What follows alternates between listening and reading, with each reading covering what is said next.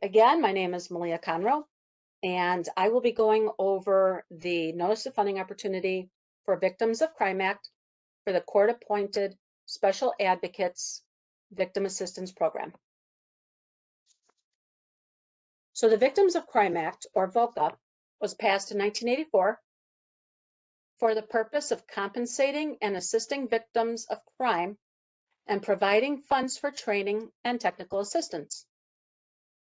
ICEJA is the state agency charged with the administration of the Illinois Victims of Crime Act Victim Assistance Formula Grant Program.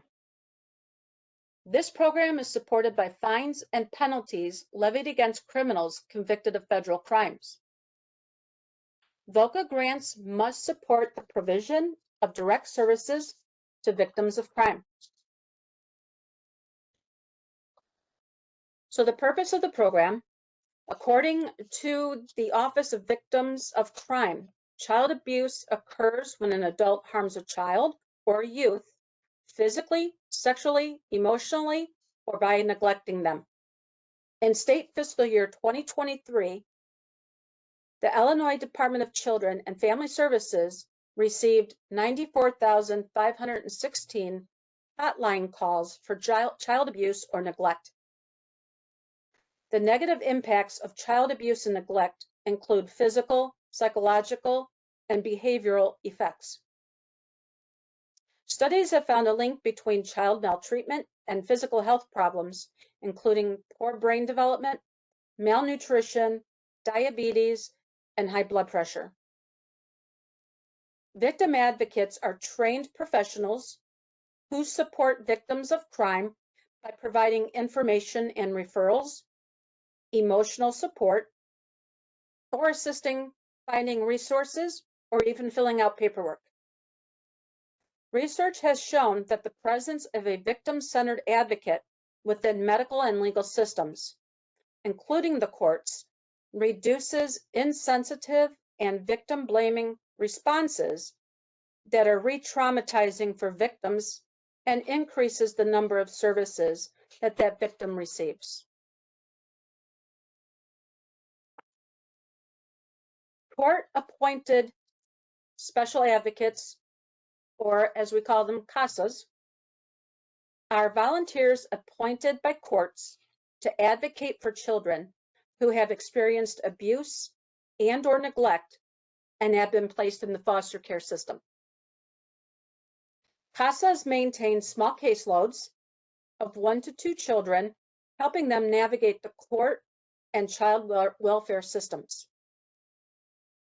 Their presence is also associated with better health outcomes for the victims and stronger linkages to the medical system.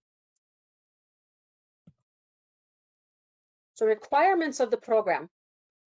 So the purpose of this NOFO is to fund direct services for child victims of abuse and neglect through municipal county CASA programs. The services for child victims provided by CASA can include responding to their emotional, psychological, or physical needs, assisting victims to stabilize their lives after victimization, helping victims understand and navigate the criminal justice system, restoring a measure of security and safety for the victim. All activities supported with this award must fall outside of the normal scope of any active investigation or prosecution of criminal activities. Grant funds cannot be used to facilitate participation of witnesses in criminal justice proceedings. Staffing requirements. Staffing must provide sufficient staffing in order for the required services for all clients to be served. The CASA program should fund 3 to 4 CASA volunteer coordinator positions to facilitate the provision of direct services to child victims. Volunteer coordinators are required to provide training and supervision, which refers to the training and supervision of volunteer advocates who provide direct services to child victims of physical and sexual abuse, criminal neglect, and abandonment. Coordination must include, at a minimum, training of volunteer advocates, reviewing and assigning of cases to volunteers, assisting volunteers in case management and review, providing consultation on cases as needed, evaluating and maintaining volunteer workloads. Training for direct service staff. So the grant-funded advocates and volunteer coordinators must be trained in victim services advocacy. Examples of eligible trainings, but not limited to these, is the Office of the Illinois Attorney General Victim Academy, the Illinois Coalition Against Domestic Violence 40-hour training, and the Illinois Coalition Against Sexual Assault 40-hour training. Trauma awareness. So at a minimum, the agency must demonstrate trauma awareness, including completion of at least one training on trauma for all funded staff during the grant period. Performance metrics. So funded programs will be required to submit quarterly progress and financial reports based on the objectives that the applicant agencies propose within this application. Applications must include an implementation schedule that describes how the program activities will be carried out. This schedule must include information that will allow ICEJA to assess grant activity relative to the planned project performance. Eligibility. All applicants must be registered through CASA and meet all the pre-qualification requirements. Helps if I'm on the right slide. Sorry about that. So again, as I was saying, that applicants must be registered in CASA and meet all pre-qual requirements. Public agency and nonprofit organizations that are operated by a public agency or a nonprofit organization or a combination of such organizations and provide direct services to crime victims.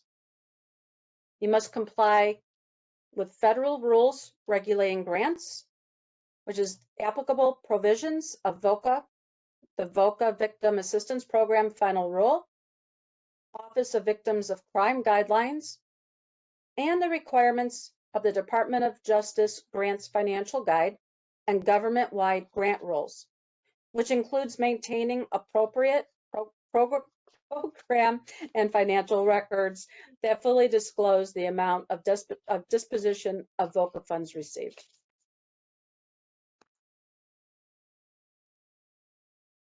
So for civil rights, no person shall, on the grounds of race, color, religion, national origin, sex, age, or disability, be excluded from participation in, be denied the benefits of, be subjected to discrimination under, or denied employment in connection with any VOCA-funded program or activity.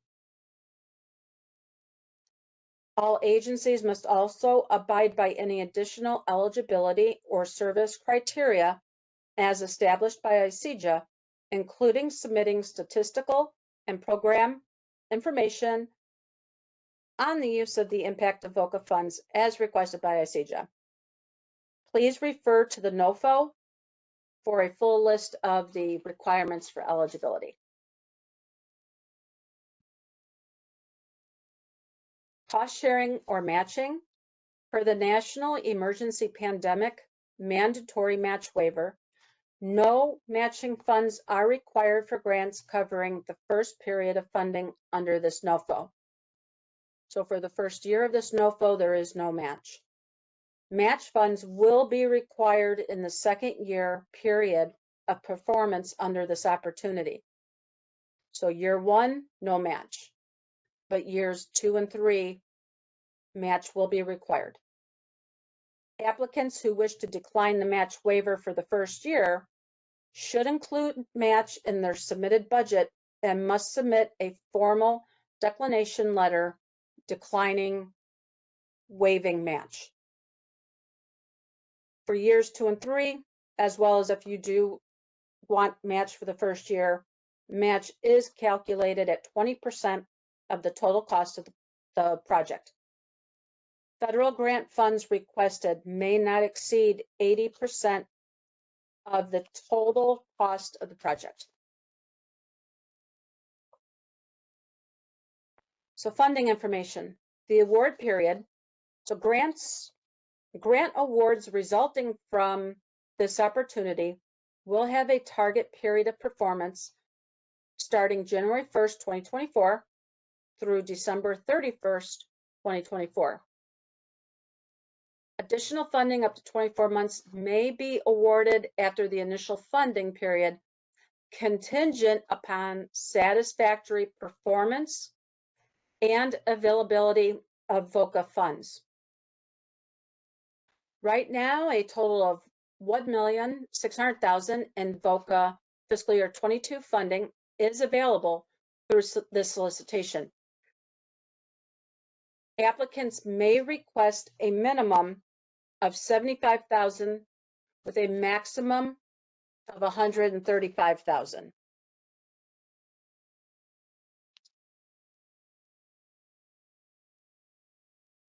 So application and submission information, please refer to page 1 of the NOFO for the submission date of applications. Applications must be submitted in Amplifund by 5 p.m. of the date due. Late or incomplete submissions will not be reviewed. Please refer to page 1 of the NOFO for the deadline to submit questions. Questions may be submitted via email to this email listed here, cja.casanofo.fy22@illinois.gov. Don't worry about trying to write that email down. That is in the NOFO. All questions and responses will be posted on the ICEJA website every Friday while the NOFO is posted. So by Thursday, whatever questions we have received for the week, those questions will be posted with the appropriate answers to those questions the following Friday. This is just a reference tab for some of the information that I did cover. Again, this is also in the NOFO. So for any of these references, if you wanted to go into any of their websites and read up on the statistics, you will find this in the NOFO as well. I would like to thank you for listening to this technical assistance on the CASA program, and I look forward to any questions you may have for me during this NOFO process, and good luck to you all. Take care.